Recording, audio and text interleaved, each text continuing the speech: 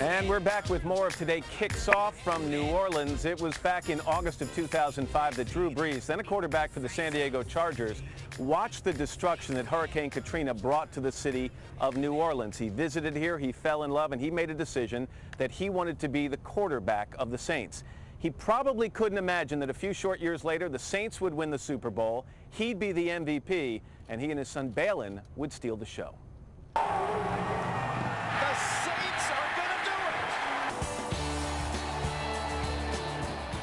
So many iconic images from the Super Bowl, but I think the image that a lot of people remember, and you know what I'm talking about, after the game when you held Balin up to the crowd. He was one at the time. Yeah. Are you looking forward to the day where you can sit down with him and have a meaningful discussion as to what the moment meant to you? I can't wait. I can't wait. What will you say to him? Without getting too emotional, it was such a special moment, and I'll just tell him how much that moment meant to me, having him in my arms, and just what a difference he made in my life. You know, all that we had been through, you know, in order to get to that point. Reaching that point started in March of 2006, 7 months after Hurricane Katrina devastated the Gulf Coast. The people of New Orleans were looking to rebuild, and coming off a disappointing season and major shoulder surgery, so was Drew Brees. Take me back to that time. You've got a decision to make. You've got a contract you can sign, and New Orleans comes and they offer you a deal, but it is the worst time for the city. It would have been fine. A lot of other guys, nobody would have blamed them for turning away and saying, I don't want anything to do with that. That's a city in decline. Why you didn't think it was a hopeless situation, not to play here, but to live here. I really felt like it was a calling. I saw it as an opportunity to be a part of something that most people don't get a chance to do in their entire lifetime, and that is to be a part of the resurgence of a city, maybe more so than that, a mindset.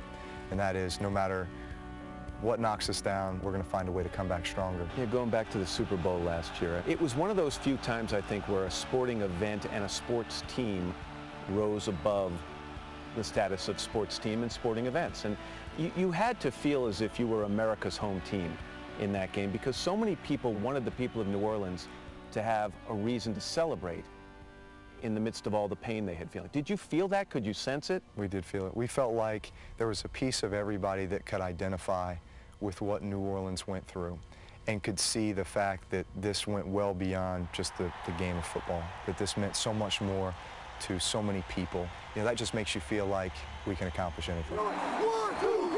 And Drew lives his life according to that philosophy, believing that adversity breeds opportunity, something he writes about in his book, Coming Back Stronger.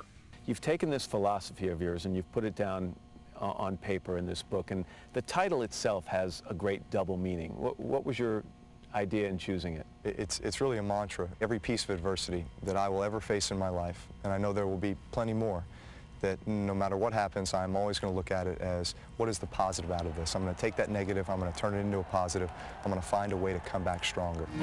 And Drew is hoping to do just that as he heads into the new season.